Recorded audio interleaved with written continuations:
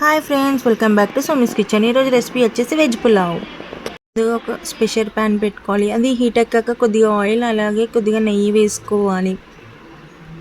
అలాగే భోజవరాకు, గరం మసాలా వేసుకోవాలి. గరం మసాలా కొంచెం ఫ్రై అయ్యాక కట్ చేసి పెట్టుకున్న వెజిటేబుల్స్ వేసుకొని మంచిగా మిక్స్ చేసుకోవాలి. ఒక 2 minutes అలా ఫ్రై చేసుకోవాలి. 2 minutes అలా ఫ్రై అయ్యాక పచ్చిమిర్చి, టమాటా, కరివేపాకు వేసుకోవాలి. అవి కూడా ఆయిల్లో మంచిగా ఫ్రై చేసుకోవాలి. వెజిటేబుల్స్ అన్నీ ఆయిల్లో మంచిగా కుక్ అయిపోవాలి. ఒక 50% అట్లా కుక్ అయ్యాక కొద్దిగా అల్లం వెల్లిగడ్డ పేస్ట్, అలాగే సాల్ట్ వేసుకోవాలి. అల్లం వెల్లిగడ్డ పేస్ట్ స్మెల్ పోయే వరకు ఆయిల్లో మంచిగా ఫ్రై చేసుకోవాలి. ఫ్రై చేసుకున్నాక కొబ్బరి పాలు ఇంకా నార్మల్ వాటర్ మిక్స్ చేసుకొని అందులో పోసుకోవాలి. వాటర్ మంచిగా బాయిల్ అయ్యే టైంలో ఒక 5 minutes అలా కడిగి పెట్టుకున్న రైస్ని వేసేసేయాలి.